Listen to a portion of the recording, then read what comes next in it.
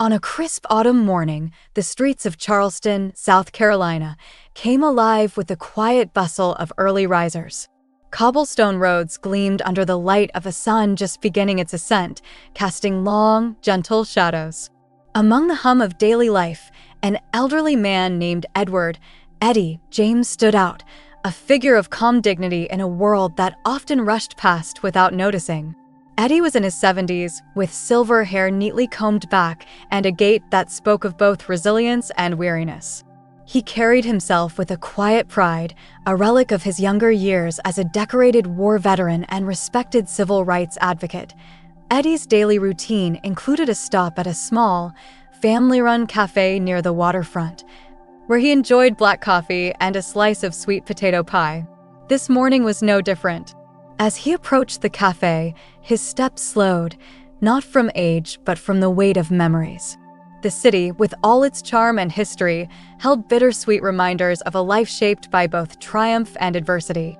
From his seat by the window, Eddie often watched the world go by, savoring moments of peace in a life that had known its fair share of storms. Across town, Officer Brian Keller adjusted his uniform in the mirror, tightening his belt with mechanical precision. At 35, Brian was a man of contrasts, a dedicated officer with a reputation for being impulsive. His commitment to the badge was unquestionable, but his methods often straddled the line between firmness and aggression. This morning, he was particularly on edge, having just learned about an increase in street activity reported near the waterfront. Determined to maintain order, Brian resolved to patrol the area personally, his mind clouded by stress and the lingering pressures of his role. Fate brought these two men together in a way neither could have foreseen. Eddie, having finished his pie, stepped out of the cafe into the crisp air. He adjusted his scarf and began his slow walk toward the park, where he often spent his mornings feeding the birds. The world around him was a mix of chatter, footsteps, and the occasional bark of a dog. Yet, for Eddie, it all faded into the background, a symphony of life's simple pleasures. Brian, driving his patrol car down the same stretch of road, noticed Eddie from a distance. Something about the older man's movements seemed hesitant, and Brian, already on high alert, interpreted it as suspicion. Pulling over, he approached Eddie, his hand instinctively resting on his holstered firearm. The two men locked eyes, one wary and the other confused. "Excuse me, sir," Brian began, his voice clipped. "Can I ask what you're doing here?" Eddie paused, taken aback by the abruptness of the question. "Just taking a walk," he replied calmly, his hands in his pockets. "Is there a problem, officer?" Brian's gaze hardened. He'd been trained to trust his instincts, and something about Eddie's composed demeanor only fueled his unease. "I'll need to see some ID," he demanded. Eddie hesitated, his brow furrowing. "I'm just an old man walking to the park," he said, his voice steady but tinged with irritation. "Is that a crime now?" The exchange drew the attention of passers-by, who slowed their steps to watch the interaction unfold. Eddie's calm defiance clashed with Brian's growing tension, creating a palpable sense of unease. When Eddie reached into his coat pocket to retrieve his wallet, Brian's training and fear collided. In an instant, he reacted, grabbing Eddie's arm and forcing him against a nearby bench. The world seemed to freeze as gasps echoed around them. Eddie winced, his voice rising in protest. "What are you doing?" "Let go of me." His words cut through the crisp air like a knife, leaving Brian momentarily stunned. In that moment, something clicked, a realization that he had crossed a line. As Brian loosened his grip, Eddie turned to face him fully. "Do you know who I am?" he asked, his voice steady but laced with a quiet fury.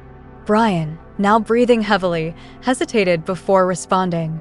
"No," he admitted, his tone uncertain. Eddie straightened his coat and fixed Brian with a piercing gaze. "You should," he said, his voice carrying the weight of decades. "Because men like me fought for your right to wear that uniform." The tension was electric, the street now eerily silent as the crowd held its breath. Brian felt the ground shift beneath him, a growing sense of dread spreading through his chest. Eddie's words hung in the air, a reminder of battles fought and sacrifices made. As recognition began to dawn on Brian's face, Eddie turned and walked away, leaving the officer frozen in place. The onlookers, too, began to disperse, their whispers filling the void left by the confrontation. This chance encounter had set the stage for a story that would unravel in ways neither man could have predicted, a tale of reckoning, redemption, and the unyielding power of history. Brian stood on the cobblestone street long after Eddie had disappeared into the distance, his chest tight with shame and confusion. The murmurs of the dispersing crowd echoed in his ears like accusations. He clenched his fists, frustrated with himself. Why had he reacted that way? Eddie was just an elderly man walking to the park.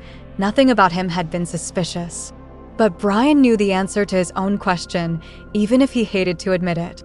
His actions weren't rooted in logic or duty. They stemmed from the unconscious biases he had never confronted. Later that evening, in the dim light of his small apartment, Brian couldn't shake the weight of what had happened. The man's words echoed in his mind, "Because men like me fought for your right to wear that uniform." Who was Eddie James? Brian opened his laptop and began searching, using what little he remembered of the man's name and appearance. What he found sent a jolt through him. Edward James was a local hero, a name etched into Charleston's history books. A veteran of the Vietnam War, Eddie had not only served with distinction, but had also been a trailblazer in the civil rights movement upon his return. Newspaper archives painted a vivid picture, Eddie leading peaceful protests, marching across bridges, and speaking before crowds demanding justice and equality. There was even a photograph of a younger Eddie shaking hands with Martin Luther King Jr. Brian stared at the screen, his heart sinking as the realization of his actions hit him with full force. He had humiliated a man who had fought for everything his badge was supposed to stand for. The next day, Brian's unease deepened. Word of the altercation had spread. Several witnesses had filmed it on their phones, and the video was now circulating online. The comments were merciless, accusing Brian of profiling, abuse of power, and worse. He tried to tune it out, but the truth gnawed at him. He had to make it right. Meanwhile, Eddie sat in his modest home on the outskirts of the city, a cup of tea growing cold on the table beside him. He wasn't angry. He was tired. Incidents like the one with Officer Keller were not new to him. Though the years had tempered his anger, they had not dulled his resolve. He thought of the people who had fought alongside him, some of whom had paid the ultimate price for a future they might never see. What would they think of today's world?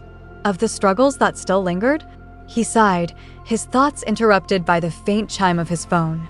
A message from his granddaughter, Lila, popped up. "Grandpa, are you okay?" "I saw the video. Everyone's talking about it." Eddie typed back a quick reply, assuring her he was fine, though the truth was more complicated. His pride had been wounded, but deeper than that was the question of whether things would ever truly change. He didn't know how to explain to Lila that progress often felt like an uphill battle, one step forward, two steps back. The precinct, Brian was called into his captain's office. Captain Reynolds, a seasoned officer with decades on the force, was a firm but fair leader. She slid a printed-out article across her desk toward Brian. The headline read, "Decorated veteran and civil rights icon detained by Charleston officer." Her expression was unreadable as she spoke. "Do you have any idea what kind of firestorm this is causing?" she asked, her voice measured. Brian nodded, unable to meet her gaze. "I messed up," he admitted. "I know I did." Reynolds leaned back in her chair, studying him. "This isn't just about PR, Keller. This is about trust. The badge you wear represents something bigger than you, and yesterday, you damaged that trust for Eddie James, for this department, and for this city." Brian's throat tightened. He wanted to explain, to defend himself, but he knew there was no excuse. "What can I do to fix this?" he asked. Reynolds considered him for a moment before answering. "Start by reaching out to him. Apologize. Not because it'll make the headlines go away, but because it's the right thing to do. And then you're going to learn about him, about what he stands for, and about why this matters." Brian left the office with a mix of dread and determination. Reaching out to Eddie was the logical step, but how could he face the man he had wronged? The thought made his stomach churn, yet he knew avoiding it would only make things worse. That evening, Brian knocked on Eddie's door, a bouquet of yellow roses in hand, a gesture suggested by his sister, who insisted flowers were a universal olive branch. Eddie opened the door, his expression guarded. "Officer Keller," Eddie said, his tone neutral. "What brings you here?" Brian hesitated, his rehearsed speech evaporating under Eddie's steady gaze. "Mr. James, I came to apologize," he said finally. "For yesterday. For everything. I was wrong, and there's no excuse for how I treated you." Eddie studied him for a moment before stepping aside. "Come in," he said. The invitation surprised Brian, but he accepted, stepping into the cozy living room. The walls were adorned with photographs, family gatherings, military honors, and snapshots of Eddie with prominent figures from the civil rights movement. Brian felt a pang of inadequacy as he took it all in. They sat across from each other, the silence heavy. "Why did you do it?" Eddie asked, his voice calm but probing. "What made you look at me and see a threat?" Brian struggled to find the words. "I don't know," he admitted. "I guess. I let my assumptions get the better of me. And I didn't think. I just reacted." Eddie nodded slowly. "That's the problem," he said. "People don't think. They don't see the person in front of them. They see what they've been conditioned to see." The conversation stretched into the night, touching on topics both personal and profound. Eddie shared stories of his time in Vietnam, of the friends he had lost, and of the battles he had fought upon returning home. Brian listened, his perspective shifting with every word. By the time he left, the weight of his actions felt heavier, but so did his resolve to change. Eddie, too, felt a glimmer of something he hadn't felt in a long time: hope. Perhaps, he thought, the path to progress was paved not just by movements, but by moments, by individual decisions to confront prejudice and choose understanding. The weeks that followed were marked by uneasy but steady progress. Brian, determined to make amends, threw himself into learning about Eddie's life and the broader history of the civil rights movement. He attended community meetings, volunteered at local events, and even joined Eddie on his morning walks through the park. Though Eddie remained reserved, Brian's persistence began to chip away at his guarded demeanor. One crisp morning, as the two men sat on a bench near the water, Eddie turned to Brian and asked, "Why are you doing all this?" Brian hesitated, then spoke from the heart. "Because I need to. Because what I did wasn't just wrong, it showed me how little I understand. And I don't want to be that kind of person anymore." Eddie studied him for a long moment before nodding. "Change doesn't come easy," he said. "But it starts with willingness. I hope you're ready for the long haul." Brian smiled, feeling a flicker of relief. For the first time, he felt like he was earning Eddie's trust. But life has a way of testing resolve when it's least expected, and the bond they were building would soon face a challenge neither of them could have foreseen. One rainy afternoon, as Eddie walked home from the library, a black SUV pulled up alongside him. The tinted window rolled down, revealing a man in his 40s with a hardened expression. "Edward James?" the man asked. Eddie stopped, his instincts flaring. "Who's asking?" The man didn't respond. Instead, the SUV door opened, and two more men stepped out, their intentions clear. Before Eddie could react, they grabbed him, forcing him into the vehicle. His protests were muffled by the sound of the rain and the slam of the door. The SUV sped off, leaving only a few scattered witnesses too stunned to intervene. By the time Brian received the call, panic had set in. He was at the station, poring over paperwork, when Captain Reynolds burst into the room. "We've got a situation," she said, her tone urgent. "Eddie James has been abducted." Brian's blood ran cold. "What? How?" "Who would? We don't know yet," Reynolds interrupted. "But witnesses say it was a black SUV. No plates. We're pulling traffic cam footage now." Brian's mind raced. Who would target Eddie and why? His thoughts turned to the stories Eddie had shared about his activism days, of threats, enemies, and unresolved tensions that still lingered in some circles. Was this connected to his past, or was it something more immediate? Hours stretched into a sleepless night as Brian joined the search. Traffic cam footage revealed the SUV heading toward the industrial outskirts of the city, but beyond that, the trail went cold. Frustration gnawed at Brian. He had just begun to understand Eddie, to appreciate the depth of his life and legacy. The thought of losing him now was unbearable. Meanwhile, Eddie found himself in a dimly lit warehouse, his hands bound but his spirit unbroken. The men who had taken him, 3 in total, paced the room, their motives unclear. "You think you can just walk around like you're untouchable?" one of them sneered. "Acting like you're better than everyone else?" Eddie met their gaze with quiet defiance. "I don't know what you want," he said, his voice steady. "But you won't break me." The men exchanged glances, their bravado faltering. Eddie's calm unnerved them, a reminder that he had faced far worse in his lifetime. Still, the situation was dire. Eddie's health wasn't what it once was, and the hours of confinement were taking a toll. Back at the station, a breakthrough came in the form of a tip. A witness had seen a black SUV parked near an old warehouse on the edge of town. Brian and a team of officers mobilized immediately, their sirens cutting through the pre-dawn silence. As they approached the warehouse, Brian's heart pounded. He didn't just want to find Eddie, he needed to. Inside, the men were growing agitated. "This is taking too long," one of them muttered. "We should have just..." The sound of approaching sirens cut him off. Panic set in as the men scrambled to cover their tracks. Eddie, still bound, used the distraction to his advantage.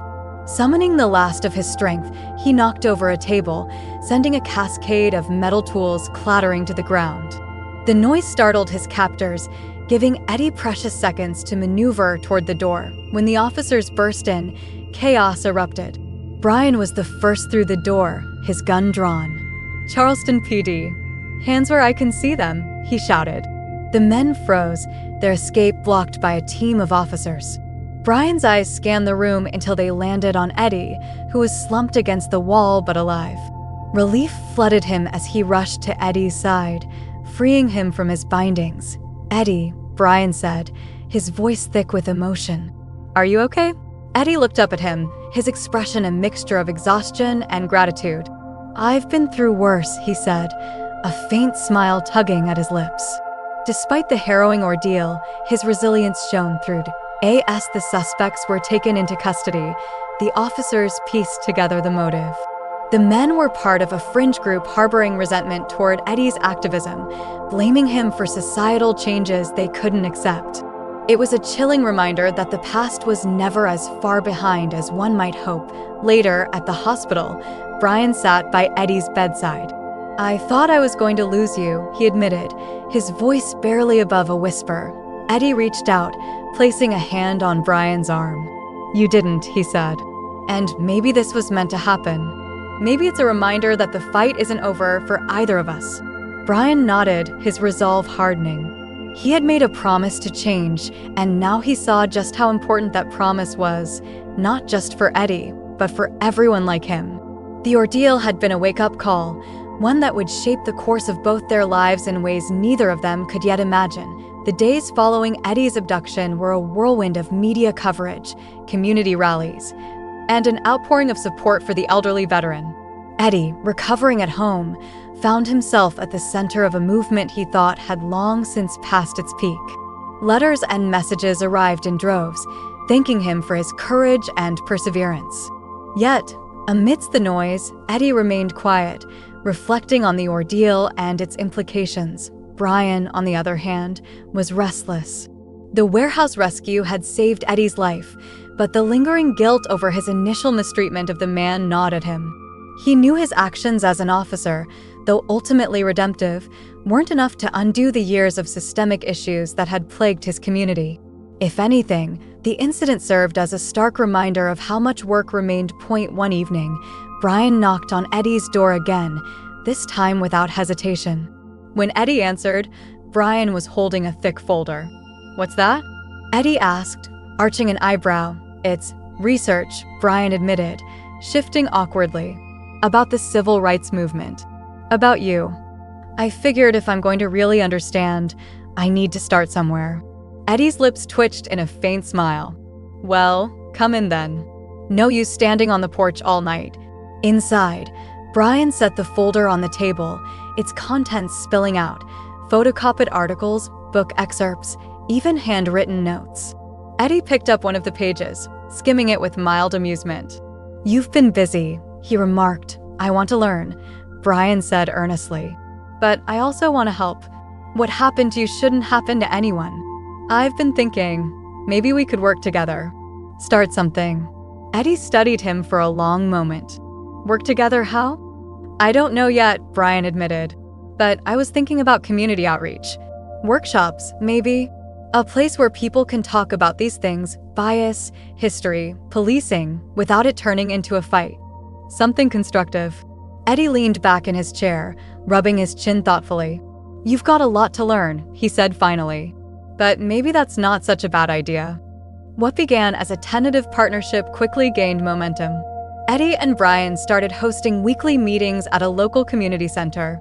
The gatherings, advertised as Conversations for Change, attracted a diverse crowd: students, teachers, police officers, activists, and everyday citizens curious to learn and share their perspectives.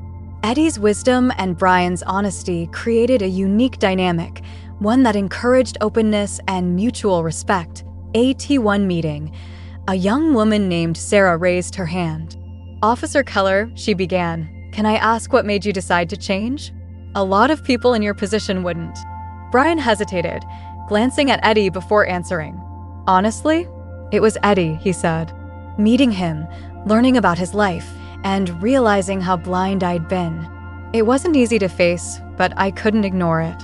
And once you start seeing things differently, you can't go back." Eddie chuckled softly. "He's come a long way," he said, addressing the group. "But don't go thinking he's a saint just yet. Change is a process, not a destination." The room erupted in laughter, easing the weight of the discussion. Yet the moment carried an undeniable truth. Growth was ongoing, and both men were committed to it. Outside of the meetings, Brian began taking steps to reform his role within the police department.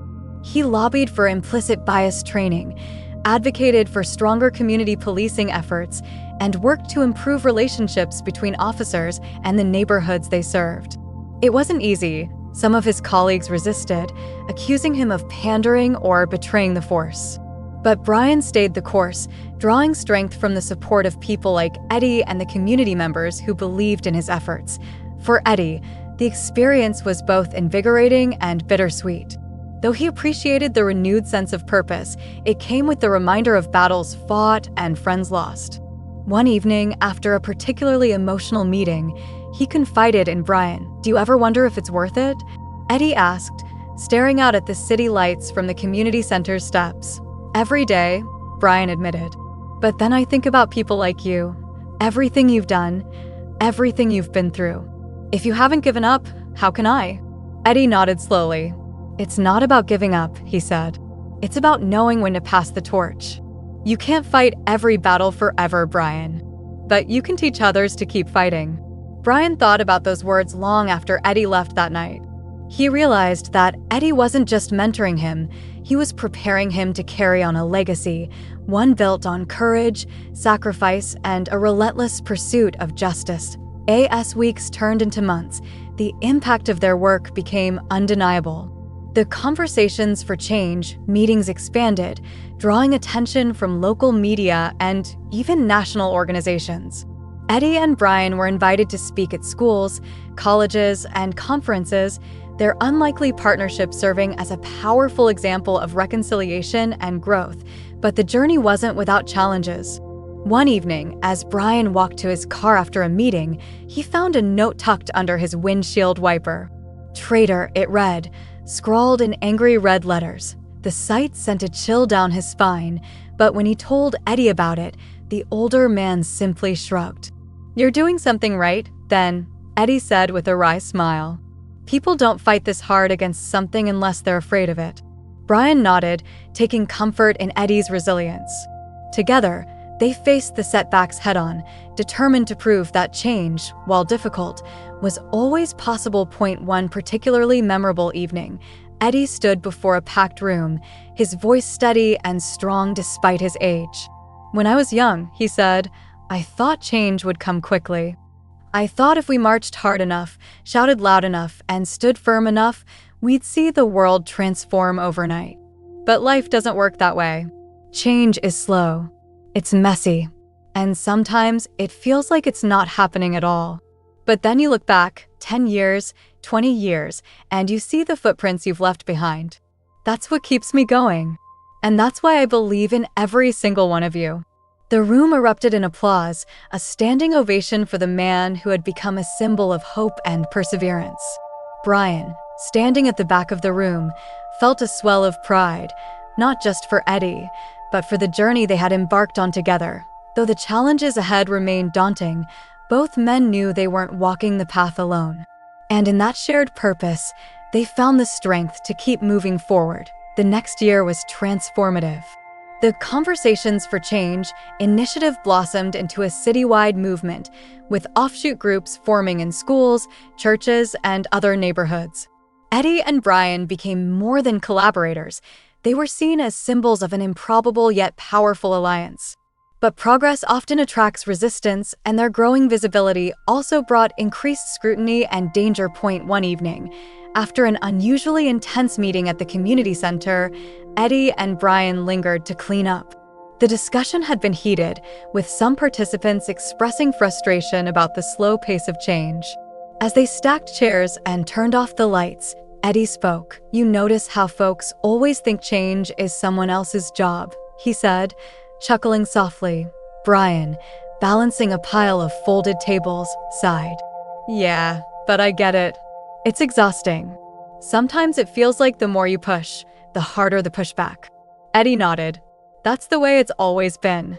But you've got to hold the line, no matter how tired you get." Brian smiled. "You always make it sound so simple."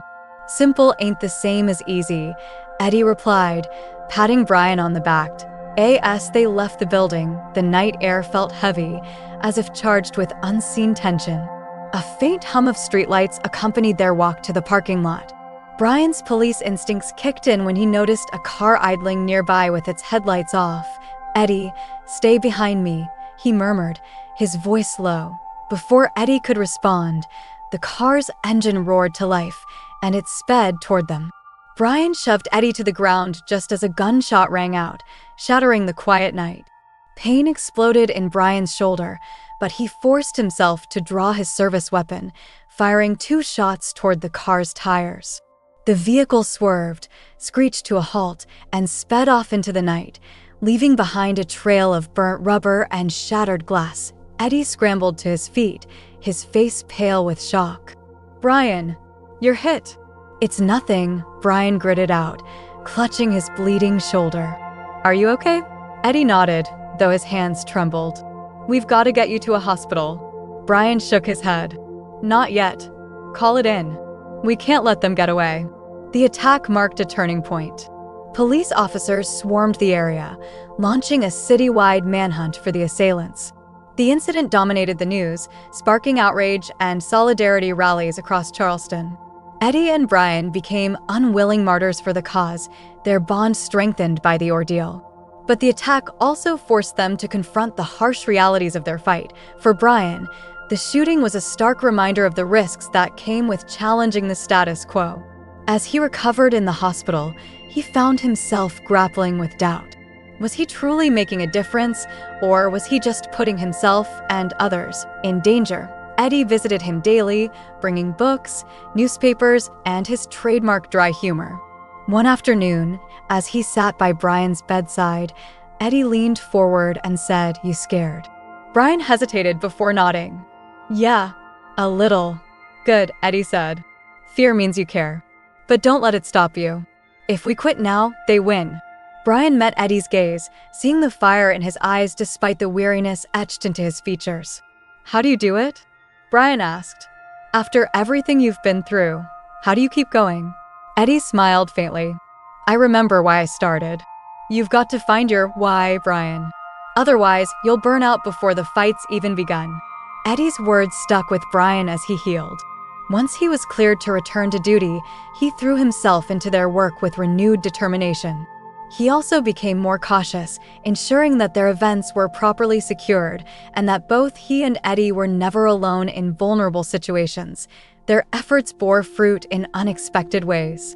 A young officer named Marcus approached Brian one afternoon, confessing that he'd been inspired by Brian's transformation. "I never thought about how my actions could hurt people," Marcus admitted. "But seeing you and Mr. James work together, it made me realize I need to do better." Moments like these reminded Brian why the fight was worth it. Yet, the shadow of the attack lingered, and Eddie couldn't shake the feeling that their work had made them targets. That fear was realized one fateful night when Eddie received an anonymous letter at his home. The envelope contained a single piece of paper with the words, "Stop, or you'll regret it." Eddie showed the letter to Brian the next day. "They're trying to scare us," Eddie said, his tone calm but firm. Brian's jaw tightened. "It's not going to work. We report this and keep moving forward. No way we're letting them win." But the threat forced them to reevaluate their approach. They doubled down on security and worked with law enforcement to identify those responsible for the harassment and attack. The investigation uncovered a small but dangerous group with ties to extremist ideologies, hell-bent on silencing voices like Eddie's. The breakthrough came during a public rally. Brian and Eddie stood side by side on stage, addressing a crowd of hundreds. Brian spoke first, his voice steady despite the tension in the air. "This isn't just about me or Eddie," he said. "It's about all of us, standing together against hate, against fear, and for a better future." Eddie took the microphone next, his words carrying the weight of decades of experience. "They've tried to scare us into silence," he said. "But we're still here. And we're not going anywhere." As the crowd erupted in applause, the atmosphere shifted. The resilience of the community had reached a boiling point, and their collective voice became impossible to ignore. The rally marked the culmination of their efforts. Within days, the extremist group was dismantled through coordinated law enforcement action, and its leaders were brought to justice. The city of Charleston, once divided by fear and distrust, began to heal in ways neither Eddie nor Brian had thought possible. For Brian, the experience was transformative. He had entered this journey as a man burdened by guilt, but he emerged with a renewed sense of purpose and a deeper understanding of his role in the community. For Eddie, the fight had taken a toll, but it also brought him a sense of fulfillment he hadn't felt in years. He saw in Brian the promise of a new generation willing to carry the torch, and in the community, a flicker of the change he had always dreamed of. As the night of the rally drew to a close, Eddie turned to Brian with a smile. "We're just getting started," he said. Brian nodded, his heart swelling with gratitude. "Together, we can do this." And for the first time in a long time, they both believed it. The days following the rally felt surreal.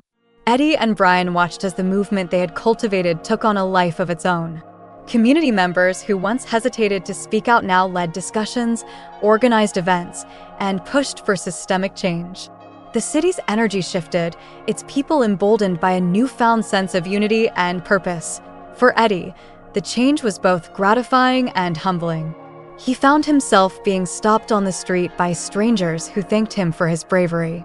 Local schools invited him to speak to students about his life and the lessons he had learned. At one such event, a young boy raised his hand during the Q&A session. "Mr. James," the boy asked, his voice shy but curious, "are you a hero?" Eddie smiled, leaning on his cane as he walked closer to the child. "A hero," he echoed, chuckling softly. "No, son, I'm just a man. A man who's made plenty of mistakes and learned from them. If there's one thing I can teach you, it's that you don't need to be a hero to make a difference. You just need to care enough to try." The boy nodded, his eyes wide with admiration, and Eddie felt a pang of hope for the future. Meanwhile, Brian's transformation continued to ripple through the police department. His push for reform gained traction, and while resistance still existed, many officers began to see the value in his approach. Implicit bias training became mandatory, and the department launched a pilot program focused on community engagement, pairing officers with local leaders to rebuild trust. One of Brian's proudest moments came during a department meeting. Chief Morales, who had initially been skeptical of Brian's efforts, stood up to address the room. "I wasn't sure about this," Morales admitted, gesturing to Brian. "But Officer Keller has shown us what it means to lead by example. Change isn't easy, but it's necessary. And it starts with us." The room erupted in applause, and for the first time, Brian felt a genuine sense of belonging, not as a cog in the system, but as a force for good. Eddie and Brian's partnership deepened as their work expanded. Together, they traveled to neighboring cities, sharing their story and inspiring similar initiatives. The media continued to spotlight their efforts, framing them as a symbol of reconciliation in a time of division. But as their visibility grew, so did the weight of their responsibilities. One evening, after a long day of meetings and interviews, Eddie and Brian sat on the porch of Eddie's home, sipping sweet tea under the stars. "Do you ever feel like we've bitten off more than we can chew?" Brian asked, breaking the comfortable silence. Eddie chuckled. "Every day," he admitted. "But that's the thing about change, it's always bigger than you. You just have to trust that the seeds you plant will grow, even if you don't live to see the harvest." Brian nodded thoughtfully, the weight of Eddie's words settling over him. "Do you ever regret it?" he asked. Eddie didn't answer right away. He gazed out at the quiet street, his expression contemplative. "Regret? No. There were times I was scared. Times I was tired. But regret? Never. The only thing I regret is not starting sooner." Their conversation was interrupted by a knock at the door. Brian, ever vigilant, tensed slightly, but Eddie waved him off. "Relax, it's probably just Sarah bringing me some of that peach cobbler she promised." When Eddie opened the door, it wasn't Sarah but Marcus, the young officer Brian had mentored. He held a small box in his hands, his expression shy but proud. "I wanted to give you this," Marcus said, extending the box to Eddie. "It's just a little something to say thank you for everything." Eddie opened the box to reveal a medal, polished to a brilliant shine. It was inscribed with the words, "In honor of courage and leadership, Eddie James." Eddie's eyes glistened with emotion as he ran his fingers over the inscription. "I don't know what to say," he murmured. "You don't have to say anything," Marcus replied. "We just wanted you to know how much you mean to us." The gesture was small, but it carried immense weight. For Eddie, it was a reminder that his sacrifices had not been in vain. For Brian, it was a validation of their shared journey. As weeks turned into months, the ripple effects of their work became increasingly evident.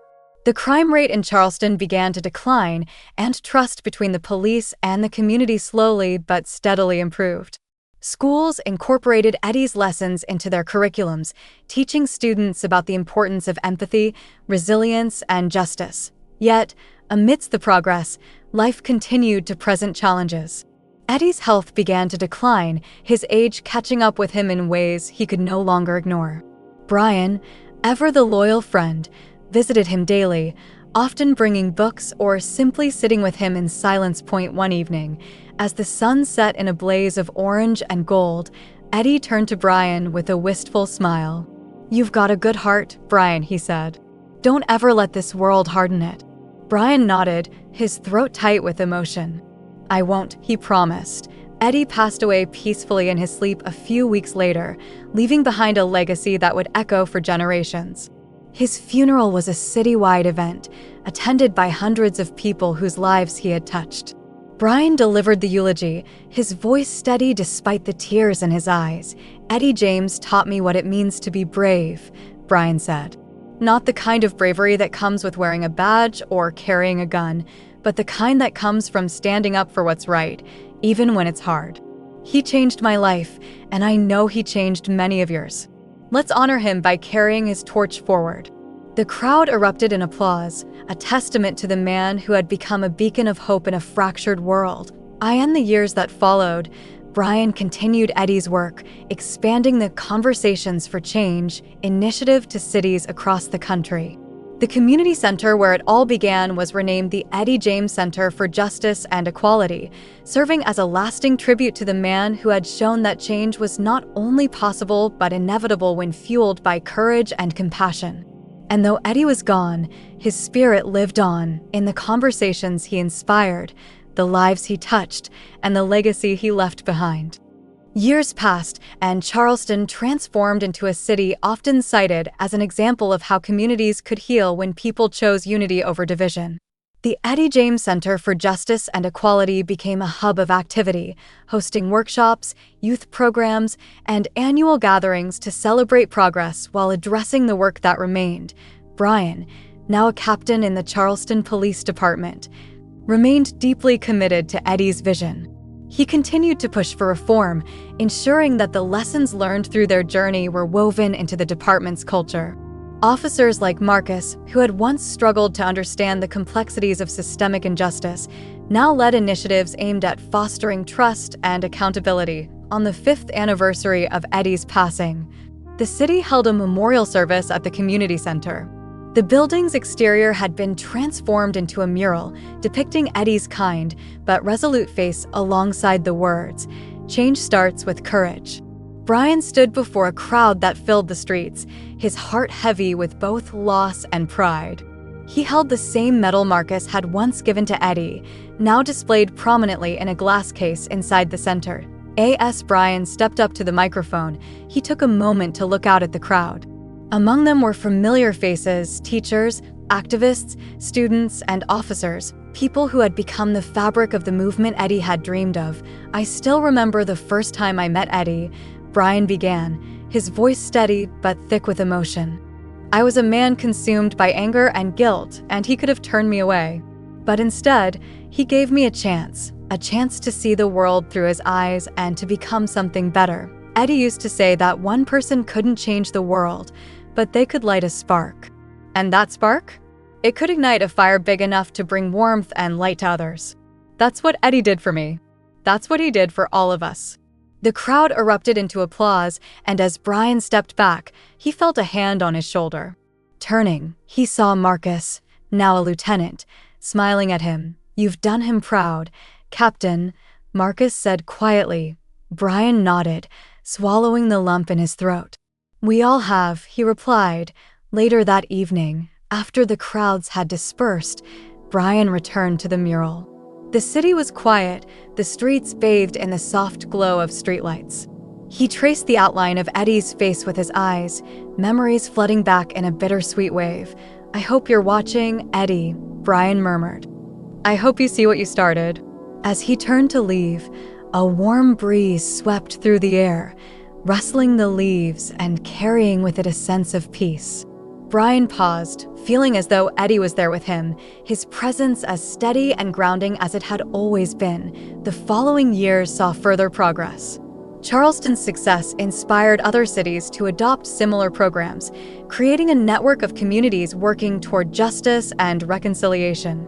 Brian became a sought-after speaker, sharing the lessons he'd learned and the story of his unlikely friendship with a man who had once been his adversary. Yet, for all his public achievements, Brian remained grounded in the personal.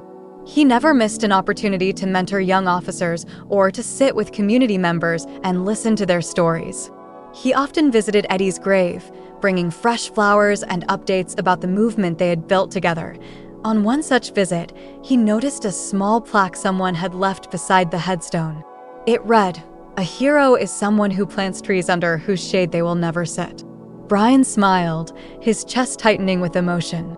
Eddie had been that hero, planting seeds of change that would grow far beyond his lifetime. And though the path had been fraught with challenges, his legacy proved that, even in the darkest of times, hope could prevail. As Brian walked away, he felt a renewed sense of purpose. There was still work to be done, but Eddie had taught him that progress wasn't about perfection, it was about persistence. And so, with each step forward, Brian carried Eddie's spirit with him, lighting the way for others to follow.